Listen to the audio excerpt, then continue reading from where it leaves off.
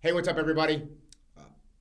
Glad to be here once again. Glad to be talking about leadership. And the topic I wanted to talk today about, this is a question that I haven't been asked yet, but I've been waiting and expecting and anticipating somebody asking me this question. And I think it'll make a lot of sense to you when I get to the question. So the question is, what is the difference between using the indirect approach, which is something I've been hollering about as loud as I can, use the indirect approach, the benefits of the indirect approach. I think Dave Burke and I did 3 or 4, maybe even 5 podcasts about the indirect approach in a row. So what's the difference between the indirect approach and being passive aggressive? Because passive aggressiveness is something that we hear all the time. It's a much more popular idea than the indirect approaches. Everyone's heard of the passive aggressive and people being a passive aggressive person, and it's never in a positive way. And when you have someone on your team that's passive aggressive, whether they're your subordinate, your peer, or your superior, it's hard to deal with. We don't like it. These are people that don't agree with a plan, but they don't want any conflict, so they simply just accept the plan, but then they sabotage it behind closed doors. These are people who vaguely hint at what they want instead of actually saying something about what they want. These are people who don't follow through on things, or they're intentionally inefficient in order to tank a plan or tank a project or cause problems or disrupt things. And these are people that say that they agree and they nod their head and then they go on to hold a grudge. So another thing that's interesting about another sign that's interesting for someone that's passive aggressive is that they resent people that are direct. They don't like that. They don't like direct conflict. They think it's a negative. And they're bothered by people that do. And passive-aggressive people deny taking responsibility, right? That's how they kind of get out of things. They avoid discussion. And they do a bunch of other things. All of these things could be very easily described as being indirect. So they do. The passive-aggressive mode of operating is very easily described in some ways by being indirect. So here I am telling you that passive aggressive is a problem, but it's easy to describe some of the passive aggressive operating modes as being indirect. So what am I trying to tell you? What is the difference? What is the difference between someone that's using the indirect approach and someone that's passive aggressive? Well, first and foremost, intent. Intent is the key differentiator between someone that's passive aggressive and someone that's using the indirect approach. And as I've said many times before, the smell of our intent permeates everything that we do.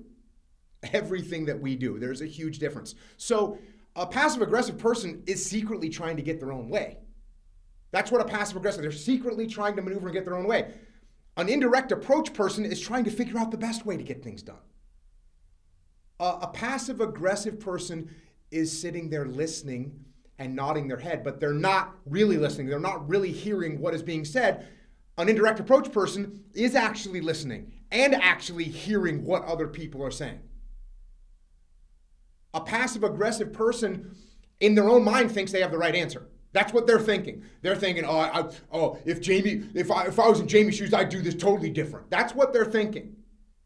An indirect approach person is open to hear a different answer, a right answer, change our opinion, sit there and say, you know what, Jamie's probably got a good idea on this. I'm going to listen to her. A passive aggressive person would rather nod and say yes and pretend to agree and then sabotage, while an indirect approach person would ask earnest questions. Ask earnest questions in order to better understand and then do their best to execute the plan once they understand it. So you can see there's all kinds of differences between someone that's being passive aggressive and someone that's utilizing the indirect approach. And all of those things that I just mentioned, they all do stem from what's your intent? What is your intent? And the key difference is that a passive-aggressive person, the key difference in their intent is that a passive-aggressive person is looking out for themselves. And an indirect approach person is looking out for the team, looking out for the mission. So your intent as a person is a huge differentiator. And there's also a differentiation between the psychological makeup of a passively aggressive person. They have a different psychological makeup. So a passively aggressive person is afraid of rejection if they make a suggestion or assertion. That's one of the things that's holding them back, is they don't want to get rejected, so they don't want to make a suggestion. They don't want to ask an earnest question. They don't want to make an assertion because they're afraid of rejection. A person that's taking the indirect approach doesn't mind when they're wrong. It doesn't mind when someone has a better idea. I don't mind that at all. I love it. A passive-aggressive person is resentful when someone else has a position of power, or when someone else demands something of them or asks something of them. That bothers them. Whereas an indirect approach person is humble enough not to be resentful, is open to saying, oh, Jamie's got this project, how can I support her? It's totally different. Because a passively aggressive person doesn't like being controlled, but an indirect approach person doesn't mind doing what it takes to support the team. Oh, that's what the team needs? For me to get down and scrub this floor? Cool, I got it. I don't hold a grudge. And here's a big one. The passive-aggressive person, especially in a position of superiority, but really it's superior peers and subordinates, a passively aggressive person will withhold information, will hold on to information, which actually gives them power, because knowledge is power. So that's the opposite of what an indirect approach person would take, which is, hey, I've got information, I'm going to share it, I'm going to tell everyone what's going on, so that we all can come up with a better conclusion.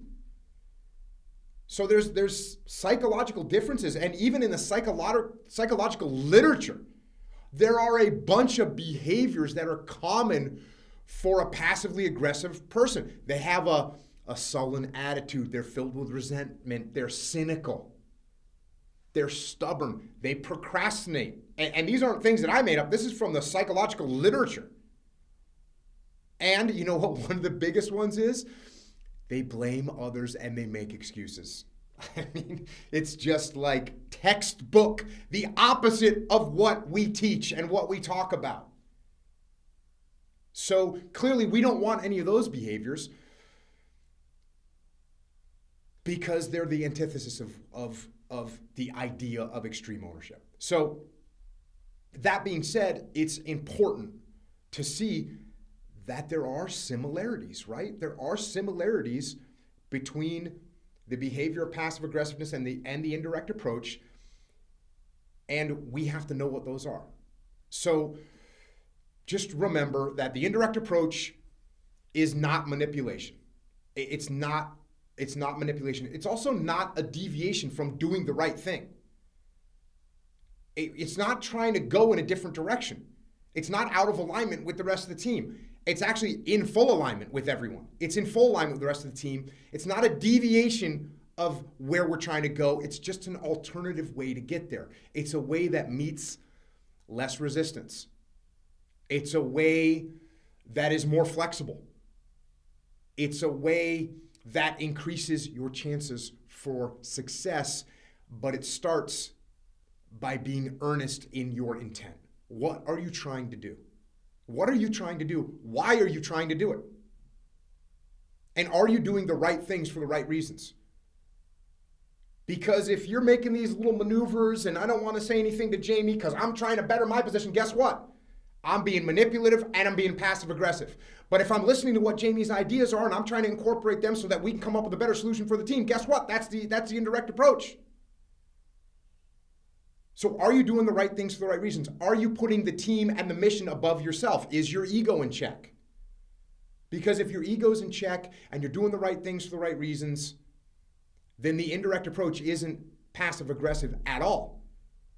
Instead, if you have that attitude, if you have the right intent, then the indirect approach is the most effective, the most efficient, the most risk mitigating approach that you can take.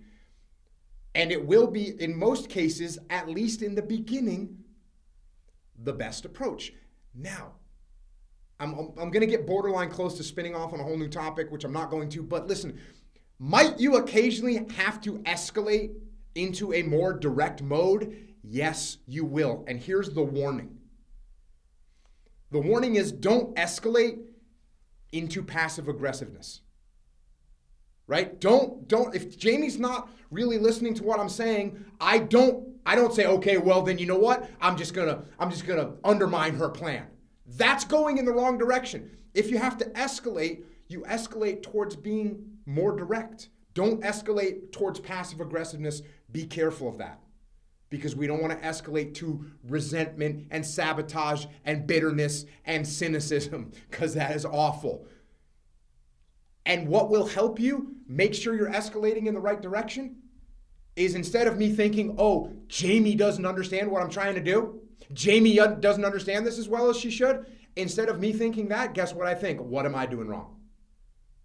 How am I not delivering this message? How am I not asking the right questions? What am I not seeing from her perspective that will help me understand how to articulate this better?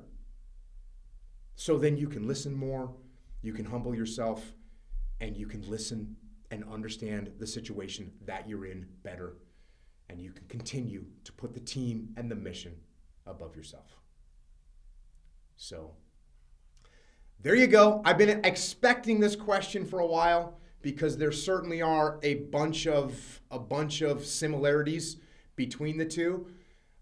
It's similar, if you've ever heard me talk about the similarities between leadership and manipulation, there's some similar things there.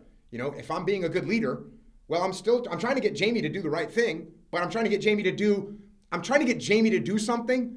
But if I'm a good leader, I'm trying to get Jamie to do something that's going to help her and help the team and help us accomplish the mission.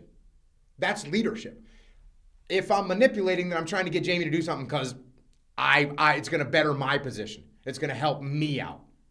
So there's some similarities there, but leadership and manipulation, obviously, even though there's some parts of the Venn diagram that overlap, but they really are two worlds apart.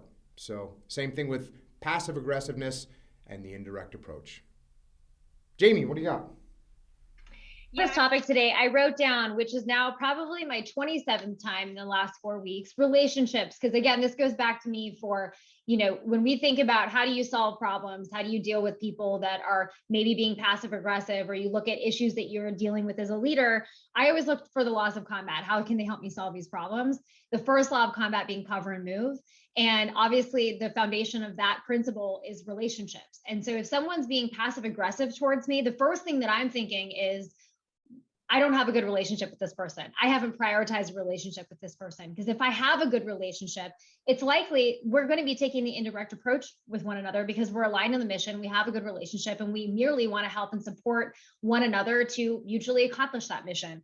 And so if somebody's being passive aggressive towards me, I'm looking first and foremost for, what do I need to do to help and repair this relationship if there's friction here? And vice versa, if I feel myself starting to get that sense of passive aggressiveness in the way that I'm communicating with someone, I'm looking again inward in, what have where's the misstep here in building this relationship with this individual? Because if we have good and solid relationships and we're aligned on the mission, we should be able to communicate in a very indirect and effective way. I think you have the best example of that of me. I don't think there's been a single time in the 8 years I've been here that I've called you with something where you've said, no, Jamie, we're going to go do this.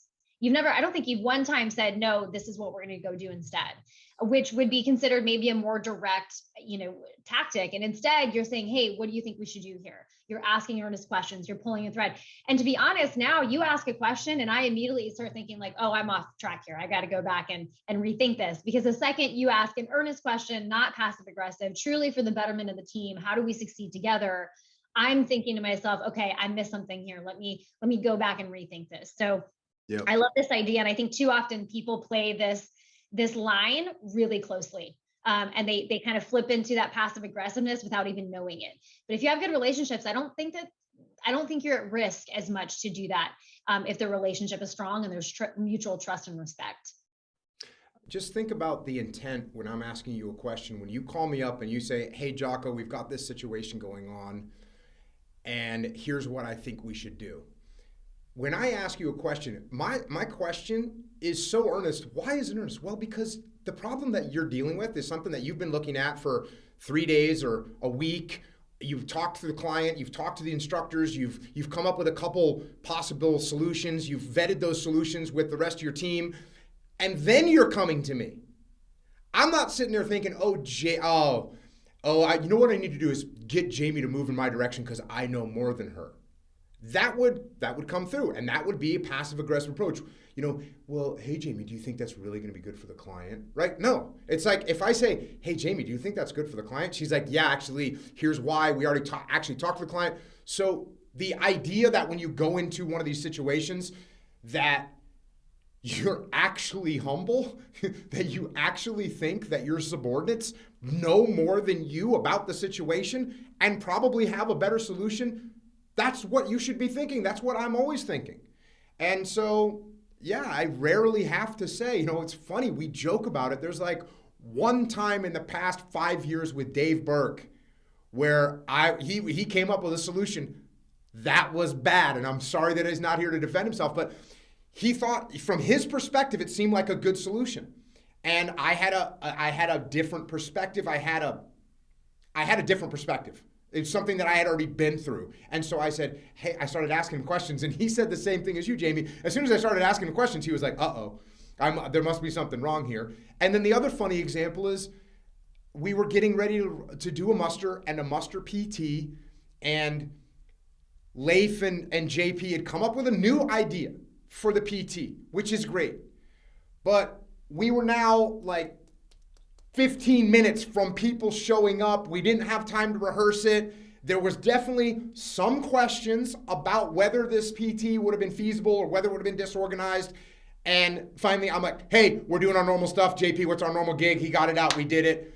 And then the joke was, hey, why even plan anything? Jocko's just going to make us do this. But that is literally one of the few times where I've had to say, hey, no, this is what we're doing. But as a company, we make probably 100 decisions a day.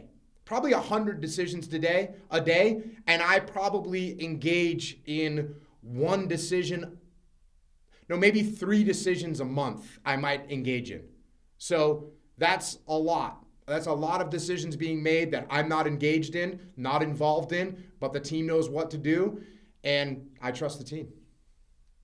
Yeah, and I love your comment on intent, because that goes back to relationships, that your intent really matters. And because we have a relationship, if I come to you with a problem, your intent is truly because you want me to succeed. Your intent is to help me get to a place where we can make the right decision for the team. Your intent is to support me and ask questions so that we can accomplish the mission. And I think people lose that when you're starting to be passive aggressive. You have to recognize, what's your intent? Do you want your teammate to fail? Do you want this, do you want your boss to not understand how to best support you? Like, do you want your subordinate leaders to be frustrated by you? Like, that should never be your intent. And if it is, you should probably look elsewhere and look for a mission you can truly get aligned with. So that goes back to relationships and alignment. For me, that intent is really critical. If you have strong relationships and you're aligned on the mission, your intent becomes, instinctual, it's sincere, it's authentic, and it'll help you from, going into that passive aggressive tone and sticking into the indirect approach, as you mentioned. So love that. All right, should we get into some questions, Jocko? We got our first question from Chris at the 2-minute mark. And the general question was around, how do you train for detachment? But Chris, do you want to come off and give some clarity on this question and see if Jocko can help you through this one? Yeah, sure. So I have always been told, oh, we love your passion. You're such a passionate person. And, it's true, but I'll be the first one in the ring when there's a problem. If my boss is insulted by somebody, I'm the first one to put on the gloves and go and hammer somebody, or maybe even without the gloves. And that's got me, into more trouble than not, because I just end up being the first one in the ring, and that's probably not so helpful. So in the moment, I find it really hard to detach and just looking for ways to do that, but also not to detach so much where people think that you're just a dispassionate person. Yeah, well, that's why it's a dichotomy, because we don't want to detach so much. And it's interesting, you can see leaders that aren't in touch and they detach so much, they don't know what's happening. They don't show any emotions. And when you don't show any emotions as a leader, the troops are looking at you like, wait a second, do you even care about us? That's what's happening. If I got to fire a bunch of people and I rock down, hey, the following people are going to be let go. Good luck in your next career. And I leave. What's the rest of the team thinking? Oh yeah, the people that are fired are definitely upset, but everyone else is looking at me thinking, hey, if he could fire everyone without even showing any emotion, I don't want to work for this guy. When am I going to get fired? So yes, you don't want to go too far, but we also don't want to let our emotions drive our decision making. We also don't want to let our emotions cause us to engage in actions that also look bad, right? That also give an impression of we're not in control of our emotions. And really, there's something that sounds a little bit superficial, right? About me saying, oh, you don't want to look bad, right? That's kind of a little bit of a superficial statement. Oh, you don't want to look bad. But the reason that I have a lot of that in my head is when I was a young SEAL and I had my leaders that were doing things that were inappropriate, whether they were losing their temper, whether they were yelling and screaming. I was watching them and I was judging them. And on the contrary, when I saw someone that there was a lot of chaos going on and they remained calm and cool, I looked at them and said, wow, that is impressive. I will follow that individual. So yes, it's a little bit of showmanship, and I talked about this on a few of these sessions before. I talked about the idea of showmanship, and again, that sounds like this really superficial thing. Oh, you're putting on a show. Well, you're in a leadership position, and people are watching you. So if you are behaving in a way that doesn't look like a leader, you're not doing a good job. Now, here's what's nice. Over time, as you watch yourself and you put yourself in check, those reactions become who you are. I can tell you when somebody gives me bad news right now and I'm fairly stoic about it, that's my natural reaction now. When I was younger, was that my natural reaction? Probably a little bit less. So we do want to stay calm. We don't want to lose our temper. We don't want to jump into the ring and start throwing punches if we don't have to. So what are we going to do? One of the important things here, Chris, is we have to become more self-aware. We have to recognize, and this is what's hard about this. When we lose our temper, once our temper's gone, it's gone, right? Now we're yelling, now we're screaming, it's too late. It's already gone. So once it happens, you can't stop it. So what we have to do is we have to become more self-aware about things that are going to make us lose our temper. We need to become more self-aware about what we feel prior to losing our temper. So when you have your own personal physiological signals, whether you start to stand up straighter and start, pacing back and forth, whether you start, you drop your head down. I had a friend, whenever he was starting to get mad, he'd do this. He would shift his head. Like if we were out and there was a fight about to happen, or there was tension in the air and I'd see him go like this, I would brace because I know there's going to be a problem. So maybe it's your voice starts to elevate. Maybe it's your face starts to get flushed. Maybe you start to get tense. You start to take quick breath. All those things, those are things that we have to learn to recognize. We have to learn to recognize them. I actually had a situation probably about a year ago where I was having a conversation with someone, and it's the first time in a long time that I had to go, oh, you're getting really, really emotional right now. And I had to just completely take a step back, detach. They didn't see me do any of this, but they were purporting some things about a situation that were wrong. and that implied some pretty negative things. And as I'm sitting there listening, I started getting mad and started getting defensive. And then, I recognized it. And so then when I recognized it, I, just quietly, slowly, without them knowing, took that nice deep breath.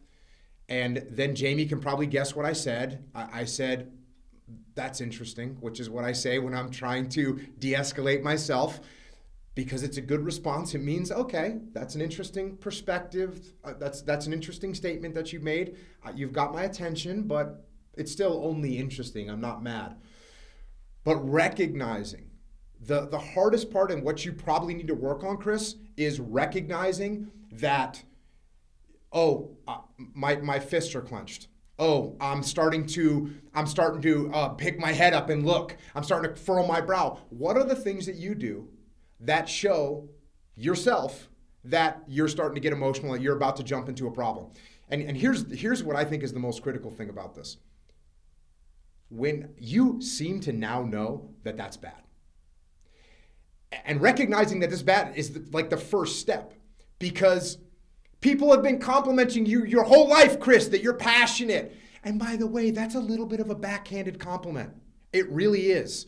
When I tell someone, hey, you're super passionate, it's usually because what I want to say, or what I'm trying to hint to them at, is it's too much, right? It's too much. Saying, hey, you're super passionate. I really like your passion. There's something that they don't like.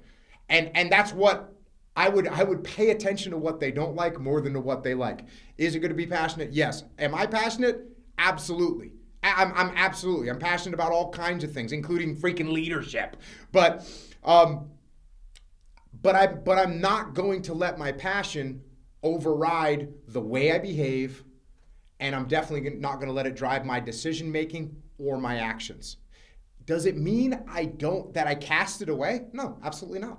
It doesn't mean that I ignore it. It's part of the calculus. My passion, my emotions are part of the calculus, but they're not the largest number in the calculus. So start paying attention to those, what I call red flags, those emergency flags that say, hey, you're getting emotional right now. Let's start paying attention to those. Start taking a step back. I went over this a couple of these sessions ago. Literally taking a step back, broadening your field of view so you can see more. Literally taking a breath. Don't say anything. Maybe nod your head. Maybe at most say, that's interesting. Or say, I hadn't thought of that perspective. And then you're going to start to calm down. And that's what we need to do. Make sense, Chris? Yes, sir. Thank you. Jamie, when's the last time you saw me lose my temper? Well, it's interesting because you talked about showmanship, and I think you do this really well, because we talk about detach, and I think you do this better than really anyone I know as far as being able to detach from your emotions. But that doesn't mean that you're emotionless. You actually use emotion very pointedly, you know what I mean? Like when you're talking to the team, when you're firing us up, when you're engaging on maybe areas within our business that we're not doing well, you're pointed in how you utilize your emotion. When you're on stage, you use that emotion and how you tell a story and how you engage with the crowd and how you talk about things. So there's a purpose behind it.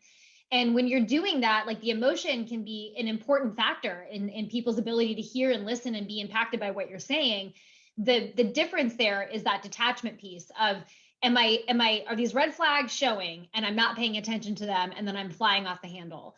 And so taking the breath, taking a step back, looking around. And what I often tell people is, hey, sometimes detaching for me means literally physically detaching. So I might be in a conversation with someone and it's easy, Jocko uses the interesting, and you know where we're at as soon as he says that. Another tactic is just to simply say, hey, you've given me a lot of information. Give me a little bit of time. Let me just go back. I need to think on this a little bit so I can come back and can we reconvene, later this afternoon or tomorrow?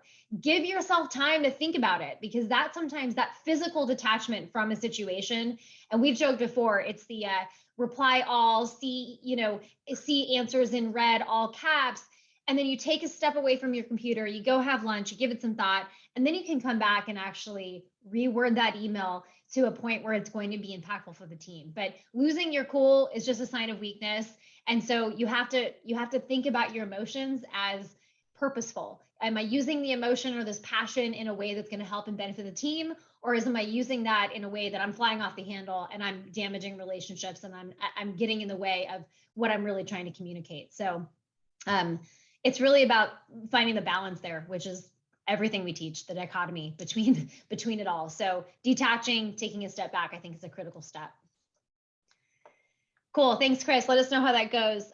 Shane, we got a question from Shane here at the 2-minute mark. Jocko, question: what is the best way to take all that I'm learning here and pass it on to new leaders?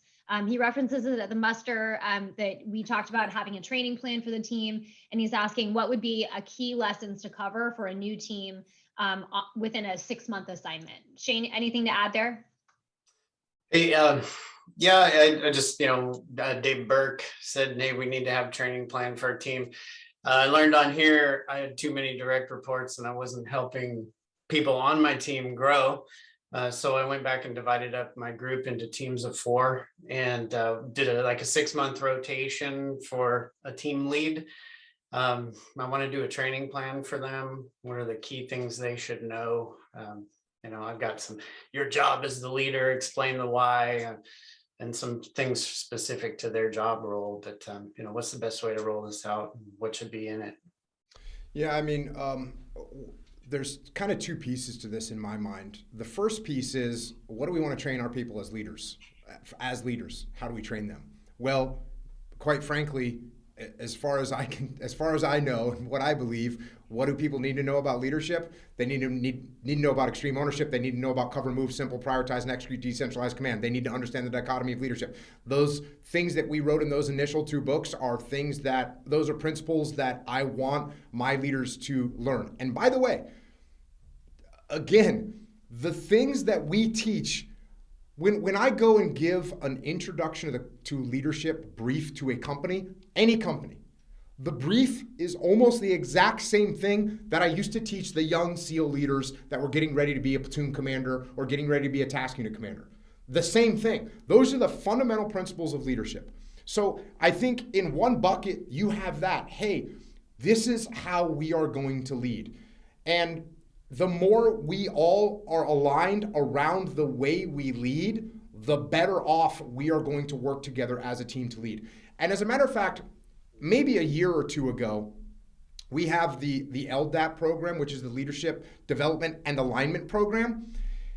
And I remember talking to Dave and Leif and saying, when we talk about alignment during one of those programs, we're not talking about getting that team aligned around what their mission is. We're not talking about getting them aligned around what market area they're going into. We're not talking about getting them aligned about how they're going to treat people. We are getting them aligned around the leadership principles so they're all aligned in the way we are going to lead people.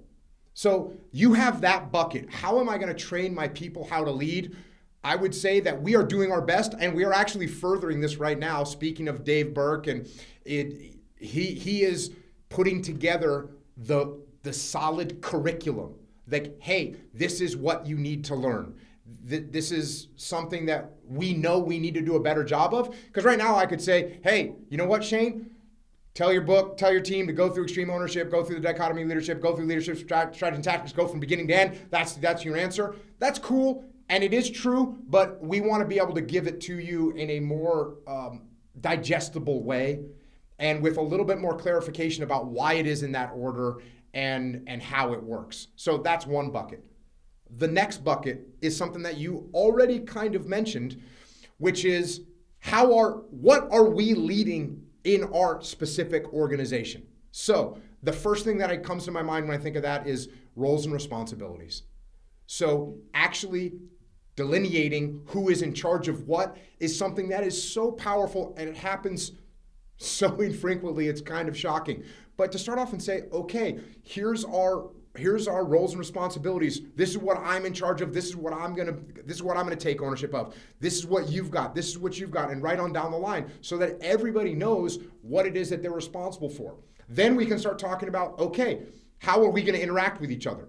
What is our operational tempo? How often are we going to meet? What are the important reports that we need to give up and down the chain of command so that we're all informed of what's going on?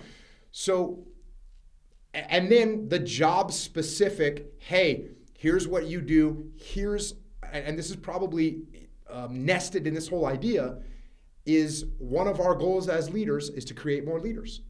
So if I say to Jamie, I need you to go do this thing over here, and Jamie says, no, you can't do that to me because no one else can do what I'm doing over here. That's a problem. I need Jamie, you need to go to Alabama tomorrow. Jamie goes, okay, cool, I'm turning it over to Jen, she's got it. Boom, it's done. We don't have to worry about it. Nice. So we want to be able to raise leaders as well. So I think that's what I would look at, Shane. I would look at the two buckets of, hey, this is our methodology of leadership. Okay. And then I would say, this is the specific tasks and key components to being a leader inside our organization. And the last thing is, how do we inside this organization take these principles and how do they apply directly to what we do? Yeah, you could do some role playing there. Hey, let's do an exercise. Here's what we covered. How would you apply that to the people on your team? Right. Good. 100%. And Shane, we get a lot of clients that call us, and when we start thinking through an agenda and talking about, they want to help us understand some of the challenges they're facing, they oftentimes will get into sort of these elevated leadership principles, like, reflect and diminish, and, climbing the ladder of alignment, and whatever it might be. They're skipping the fundamentals. So to Jocko's point, what oftentimes people struggle with is taking ownership and building relationships and keeping things simple and empowering their team to lead and detaching from their emotions. It's those fundamentals that people are struggling with. So focus on the laws of combat, the mindsets for victory. And just to add to what Jocko said, in addition to the practical thing you can do with regard to the roles and responsibilities, another really simple thing, two things to add to help create a culture around these principles and to really focus on the fundamentals. Something I've seen our clients do and have a lot of success is implement the debrief and implement the readback. If you can start doing debriefs, even 5-minute short little debriefs after everything that happens. Hey, can we quick debrief on that? Maybe it's a more pointed session where you're doing it, half hour or an hour to talk about a particular project, debriefing that in length. That provides ample opportunity for you to give examples of what extreme ownership looks like, which is going to have the biggest impact on your team. Is if you're setting the example, they're seeing it, they're starting to do that backwards. They're starting to tug of war a little bit on this ownership piece. So the debrief culture is a great way to start building their abilities to take ownership. And it also helps you create a culture where mistakes can be, somewhat not celebrated, but we can take those mistakes and we can turn them into solutions for moving forward. And then the other thing I would implement is the readback. It is also a very simple thing to start including in every conversation you're having with your team. And also encouraging them to then use the readback up the chain as well, so that you can make sure you're constantly aligned. So those two things might be, in addition to defining their roles and responsibilities, teaching them the foundations, laws of combat, mindsets for victory, implement the debriefs and the readback. And that will help create a culture where you can practice these things that they're learning, practice extreme ownership in a real way. So hopefully those help as well, Shane. Got it. Thank you. Cool. All right, thank you, Shane. We got another question here from Kevin Jocko at the 2-minute mark. We have an increase in requests for SWAT team to execute high-risk search warrants. And sometimes the requests are coming in on very short notice. We have to accommodate the increased workload and shorter timelines with existing resources. One way to accomplish this is by shortening our operational planning cycle. I have heard before that Leif and Jocko talk about Task Unit Bruiser compressing their planning cycle to 15 minutes for direct action missions compared to other units who needed days to plan. What were the key aspects of achieving that without sacrificing the success or safety of the mission? Kevin, where are you at? Yeah, morning, guys. Sorry, I'm a little croaky today. Right on. Solitude. How much time would you normally take to plan for a high risk search warrant? Well, normally we would prefer to have at least a minimum of a few hours, to go recce the site, come up with our approach plan our different contingencies. Ideally, if we can get out the day before, that's even better. But sometimes now we're just not even getting that opportunity, and it's like last minute. So we can either upset the client agency asking for us and telling them no, or we're kind of going off without a plan. I'm just wondering how you accomplish that. Yeah, I mean, ideally, we're the same way. We, if possible, would want to have, the opportunity to do recce, the opportunity to get some kind of imagery of the target that we're going after. That being said, and that was my first deployment to Iraq, was when my commanding officer said, "Hey Jocko, how much time do you need to go and execute a direct action mission?" And I said 15 minutes. And I said the only information I need is where the target is, who the friendly forces are in the area, and what frequencies they're on, and we can roll. That was also a little bit of, me just being arrogant and cocky and sure of myself and confident with my platoon. So, and having a good relationship with my boss, where he knows that I can do anything, and he knows I'm gonna do anything and make things happen. So that being said, there is total legitimacy in being able to hit a target or conduct an operation with very little planning. How are we able to do that? The number one thing, obviously, is having really solid standard operating procedures. Actually, I should say that's the number two thing. The number one thing is having good leadership. And by good leadership, I don't mean me, because I'm in charge of the task unit. By good leadership, I mean I've got a breach team leader that's going to make something happen, that's going to coordinate with the assault team leader on the fly, and they're going to look at each other and be able to communicate where they're going into, what door they're going to use. And on top of that, I'm going to have a good external security leader that's going to be able to assess the situation very quickly and put his external security in position. And I'm going to have a good vehicle command, a good overall external security vehicle commander that's going to be able to position the vehicles in the optimum position. And they're going to be able to do all that with me only saying, here's the target building, here's where friendlies are. And they go, cool, got it. So that means going into that situation, we've rehearsed all different scenarios. We've put the breach team into a scenario where it's a different situation. We've put that assault team into training situations where, oh, we're going to go hit that building. No, actually go hit that building over there. It's totally different. Fix it on the fly. That's when you start to see not just the assault team leader, but the shooter that says, oh, wait a second, now we're going to a totally different building. Okay, I see a different threat. I'm going to pick up a different threat. So having the number one thing is having decentralized command so that you have a bunch of thinking shooters that then know what the mission is, what we're trying to accomplish. You put that on top of rock solid standard operating procedures that aren't so constrictive that people stop thinking, but they're solid enough that people understand what we're doing, and they also understand where flexibility is allowed in a standard operating procedure, right? They understand that, hey, I'm supposed to be looking over here, but if there's a threat over there as well, I'm going to take a step back and I'm going to cover more area. So we get to a point where we have really good standard operating procedures, and I've got solid leadership inside my subordinates, inside the team, and they can make things happen. That comes from a lot of rehearsal, that comes from a lot of training and building that trust. So that's what I did. And we did have the ability, and we did hit targets in 15 minutes. Does that make sense? Yeah, totally. So one thing we've done, maybe I'll ask you to weigh in on it, is the guys used to have to bring a detailed operation plan to me that had everything in it. We've been doing business that way 15 years. Our route in, what door we're going to hit, who's where, everything. Let me ask you this. So have you ever done an operation where you're going to take this route and you're going to hit this door, and you weren't able to take this route and you weren't able to hit this door? All the time. All of a sudden that fence is a fence and a 20-foot retaining wall. And so what did you do? Run away and go plan again?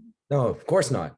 No. So now we now approve it just on the concept of operations. So the guys will come, hey, here's what we're thinking. I'll approve the plan just off the concept of operations. All that detailed stuff, I can do decentralized command. I can let my team leaders and my squad leaders, they can take care of those details. I don't need to weigh in on those things. So that's something, so perfect. Thank you so much. I'm going to say one more thing. And this is the number one thing you have to watch out for. You need to look out for blue on blue. You need to look out for fratricide. That needs to be no one thinks it can happen. And I'm getting real tactical with you right now. People don't think that stuff can happen. And the situations that we're talking about where it didn't go as planned and people start making adjustments, well, when Fred makes an adjustment to move here and Bill makes an adjustment to move here and they both make the opposite adjustments, that's when we end up with a blue on blue. So you need to train your team so that is always front of mind, because it it gets pushed back to the back of our brains very quickly, especially in combat situations where, you know, you've got a high threat situation that you're going into, and all of a sudden you see someone moving with a gun and that you don't think that anyone on your team is there. That's where people get shot. So pay attention to that harder than anything else, because that's really the most catastrophic thing that can happen, in my opinion. The most catastrophic thing that can happen is you set up your team goes to execute, they make adjustments, the adjustments are bad, or they're not overseen, because that's what's going on. Who's in charge of deconflicting the blue on blue? They should be, but also you in the elevated position need to be. So that's chapter 1, extreme ownership right there. Look at what happened. A bunch of elements moving around on the battlefield, people making adjustments, 2 groups making adjustments, my sniper team and the Iraqi soldiers making adjustments on the fly that weren't part of the plan, and their adjustments collided. And that's my fault, because I should have been more distinct about what the limits of advance were, about where they were allowed to go. So just, what I don't want to do is turn you into a cowboy. That's like, hey, yeah, I don't really need to plan. No, I'm telling you right now, if you turn into a cowboy, that's when blue on blue happens, so be careful. Yeah, hence the importance of part 2 of the SOPs and having clearly defined limits of exploitation and stuff. So Absolutely. Awesome. Thank you. Thanks, Kevin, for the question. All right, Jocko, we got a question here from Christy. I was thinking about the chapter in extreme ownership, decisiveness amid uncertainty, and how it applies to her business. There are external challenges in the supply chain, regulatory environment, and competitive landscape, which affect tactical decisions today that could impact strategic direction in the future. As I work with key partners who are making decisions about product portfolios and cropping systems in uncertain times, what areas of extreme ownership should I focus my efforts to support our customers' businesses to win strategically? Christy, any additional content there for clarity? No, I think you hit it well, Jamie. Thank you. Right on. What's up, Christy? Hey, how are you? Doing awesome. Good. So the decisiveness amid uncertainty, this is what the situation that we're always in.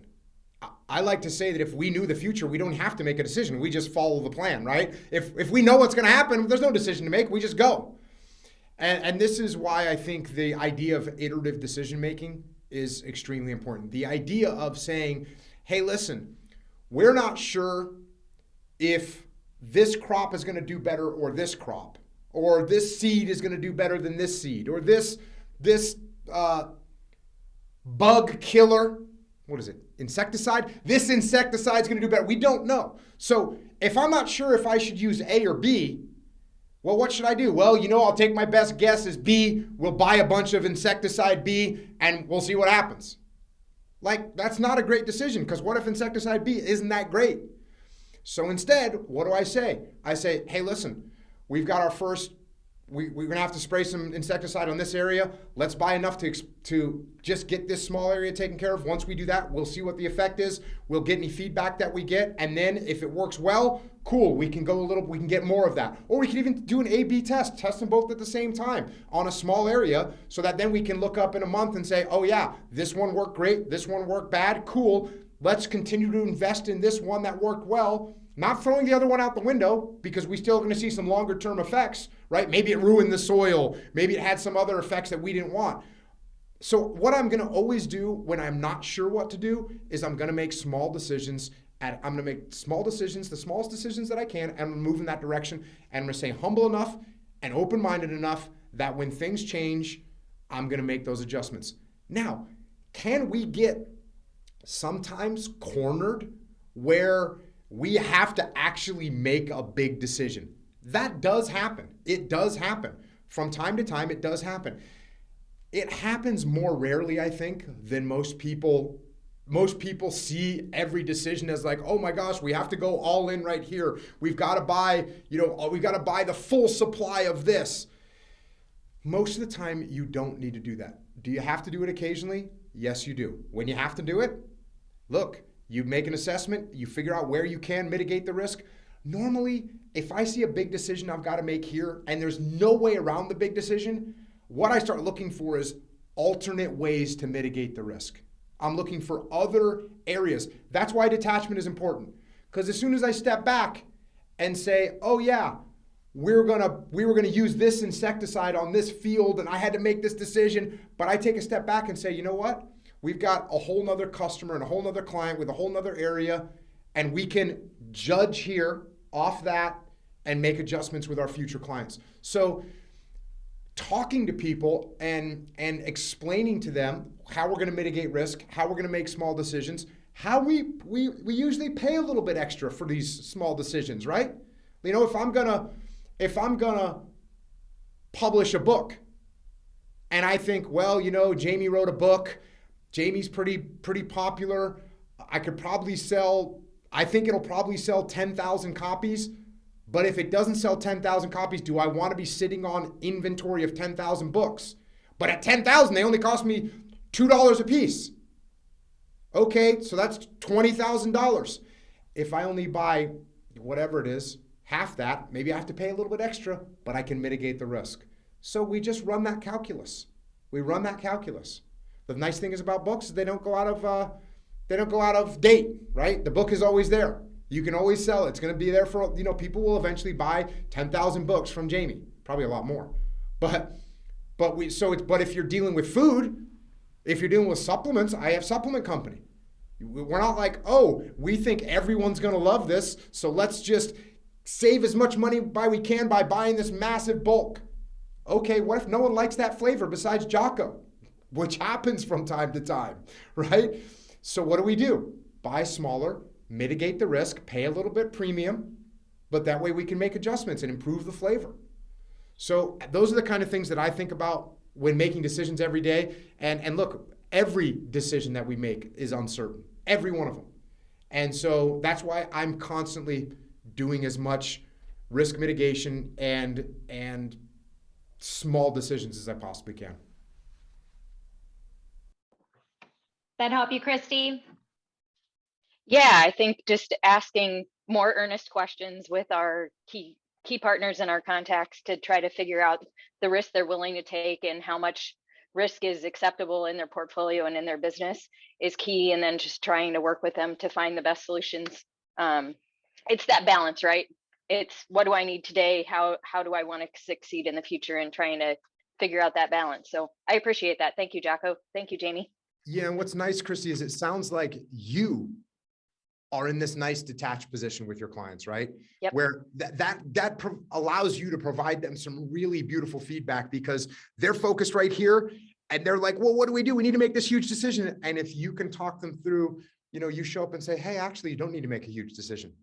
You can pay an extra little bit here, but it'll allow you to mitigate the risk on the backside. That's beautiful stuff. Thank you. Thank you. Thanks, Christy. Hey, Jocko, I want to skip to a question on today's topic today about being passive aggressive. It's a question from Sarah. She said, I have found that passive aggressive people are also often sarcastic. When this behavior is discussed, they often do the most passive aggressive thing, which is to say, can't you take a joke? How do you counsel people who exhibit this behavior because it is both career limiting and no one wants to be around that person? Yeah, Sarah, as I was reading some of the psychological literature about passive aggressive people, this is literally one of the things that passive aggressive people do. They're super sarcastic about things. Sarah, where are you at? Hey, Jocko. Hey, what's happening? So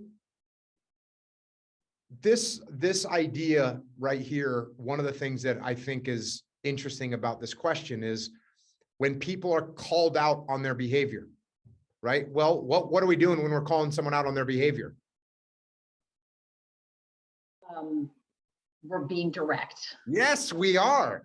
We are being direct. We're saying, hey, Sarah, being sarcastic like that doesn't help. Right. And what do you do? Confrontational way. Yeah. Right. It's a super confrontational way. So a more indirect approach that I might take when someone's being sarcastic during a meeting is, you know, I had a funny situation happen. My assistant platoon commander, we were tasked with a pretty stupid operation, an administrative operation. And I said, okay, hey, Lieutenant, junior grade, you're going to run this thing.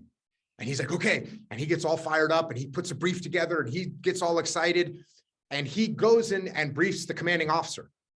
And the commanding officer, and he's brief, this is one of my guys, one of Jocko's guys, and he was full on Jocko. He had a shaved head. He was ready to bring it. He was talking intense. He was talking about how the execution checklist for this administrative operation, he was talking about like he was going to get Osama bin Laden. That's what he was. And this was like in 1999. There was no war going on. And as he's getting super intense, the commanding officer made a sarcastic comment, right? And what's interesting is what I did in that situation is I just kind of met him with, like, he said something like, oh, this is real serious, oh, you're taking this real serious, aren't you? And I was like, hey, sir, we take everything serious. That's what we do. So I didn't call him out, and you could see the look on his face. And this guy was a good guy. The commanding officer was a good guy, a great guy. He actually helped me get in the position I was in. He was a great guy. And I saw the look on his face. When I met his sarcasm with seriousness, he felt horrible. And it was an interesting thing. Now, so I think my tendency with people that are going to be sarcastic all the time is to sort of hear them out, sort of ask them some earnest questions like, well, wait a second, Jamie, if Jamie's going, oh, this is a beautiful plan. I don't say, Jamie, your sarcasm isn't helping. I'm not going to say that. I'm going to say, hey, Jamie, do you got some concerns about this? Because I always, respect your opinion. Is there some things that you think we could do better? And then all of a sudden, Jamie's on the spot. And she's only going to need to get that done to her 3 or 4 times before she starts thinking, hey, if I'm sarcastic, I'm going to get called. I'm going to get taken seriously. It's one of the best things I think to do is when someone's sarcastic with me, I take them seriously. Sometimes I go a little bit overboard. But I try not to go so overboard that it's over the top, but just saying, oh, Jamie, do you have some concerns with this plan? Because if you do, let's meet after this and you can give me your suggestions because I know you're always got some good thoughts. And all of a sudden she realizes, oh, this is not cool. And that's probably what I would do, calling people out, me saying, your sarcasm isn't helping, Jamie. That's defensive. That's me being defensive. That's me scared that she doesn't like my plan. If she doesn't like my plan, I actually want to know about it. Kind of crazy, right? That's great. Yeah, thank you, Jocko. Yeah, you know what? This goes back to what we were talking about relationships, because I actually tend to have a naturally sarcastic sense of humor. But the balance is understanding that when you have good relationships, you can do that. Dave can call me and I can answer the phone and say, what do you want? And we can joke that way. Because we have a good relationship. Now, Carlos is one of our newer instructors, and he's an awesome guy, and we're building a relationship. But I don't necessarily have that relationship yet where if Carlos answers me, I feel comfortable being like, what do you want? Because he doesn't know me yet to know that I'm joking in that way. So I think sometimes it's that self-awareness. We think we have these relationships that we have, and we can be a little more sarcastic in certain scenarios. But really we're just coming across as rude. So I think being aware of that and recognizing that, you really have to understand your relationships if you're going to have that kind of sense of humor. And surely in a business setting, you should aim to never really have a sarcastic tone when you're dealing with conversations around, mission alignment and so forth. So good question, Sarah. All right. I think we have a question for at least one more, maybe 2. Quick question from Eric. I thought this was a really good one. As we kind of look to close out here at the 3-minute mark, I want to make a greater impact. How do I prioritize my day and create better legacy for my family, community, and make a bigger impact? Big question, Eric. Jocko, what do you got on that one? Eric, when you say you want to make a greater impact, where do you want to make a better impact? Where do you want to make a bigger impact? Well, Jocko, I didn't want to say, good morning. I didn't want to say, what's the secret to life through extreme ownership, but I think, we learn a lot about how all this applies to business. And I think it's super important, not only for myself, but for my staff to understand how it can apply better in your family and in the things you do in your community. So I was just trying to get a little bit of some feedback on that. Yeah, and I think that even though we talk about business all the time, we certainly always talk about the fact that this stuff applies to your business, yes, and your life as well.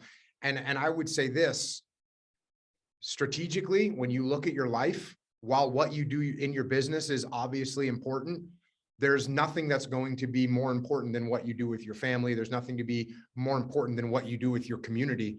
So, for me, the business is important, and the business actually allows you to do things for your family. It allows you to do things for your community. So it's not like you can just say, oh, well, I just want to concentrate on my family, so I'm not going to work anymore. That doesn't work. It's not like you can say, oh, I just want to make a bunch of money for my family, so I'm just going to pay attention to work. That won't work either. So what we have to do is we have to figure out where that right balance is. But I think also, what can we do?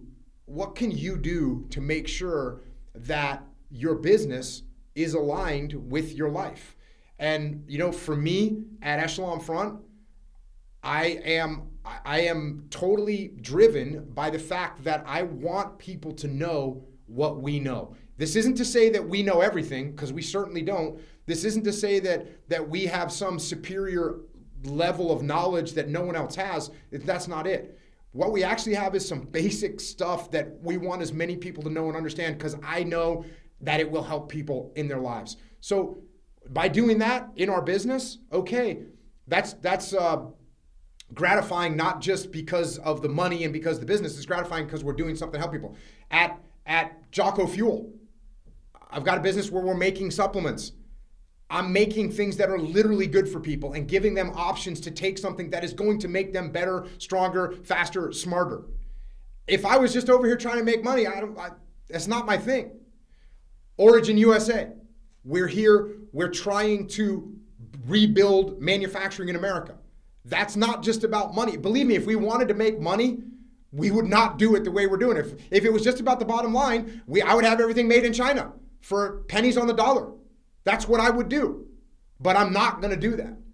And then with my family, I want my family to be able to look at me and say, oh, what you're doing for our community, for our community in America, is a positive thing. So I think we have to look for alignment. And if we find ourselves doing things that aren't aligned with who we are as people for work, and they don't align with who we are, with how we want our family to be, I think that's a problem. And I think that's when we need to make adjustments. Now look, you could be working for a horrible corporation, Eric, that's, putting chemicals in the ocean. And if you were like, hey, listen, I work at this corporation and I'm the guy that's doing my best to mitigate that risk as much as possible. I'm making money, yes, but I'm doing everything I can, and you're doing it with a good heart and with good intent, I think you're moving in the right direction. Could you get to a point with a company where you say, hey, look, this company doesn't care about its people, doesn't care about the environment, doesn't care about the economy. I can't do this. Yeah, you can get to that point. Then it becomes a decision of, hey, if I leave, who's going to take my position? Who's going to come here and just be a yes man and say, yeah, dump it over there. We don't care about the environment. So I think if you find going back to the original thing we talked about today, if you can find that you're doing the right things for the right reasons and it's aligned between your family, your community, and your business, I think that's the optimal place to be. I think that's where we should strive to be. Is it easy to get there? No, it's not easy to get there, but it's easy to strive to get there. And I think that's the best thing we can do. Thanks, Jocko. That makes a lot of sense. I appreciate that. Right on, Eric. Good seeing you. All right, Jocko, we're kind of at time for today. That was a good question to end on. Just a reminder to all of us that we have the ability to impact not only our own lives, but the lives of the people around us. Any final thoughts for the group before we close it out? Hey, thanks for joining once again. Look, I read some of the comments there, and I think it was Sarah that said that passive aggressive is a close cousin of sarcasm. I was literally reading the psychological literature. That's why I've been so surprised that no one's asked me this question yet. Because no one likes passive aggressive people. No one likes interacting with them. They're really tough to deal with. And yet I've been over here preaching the indirect approach for so long. So what's the difference? And is there a difference? Yes, there's absolutely a difference. The difference lies in our intent as people. And just like I just said to Eric, if we're trying to do the right things for the right reasons, you're going in the right direction. Thanks for joining, everybody. Appreciate it.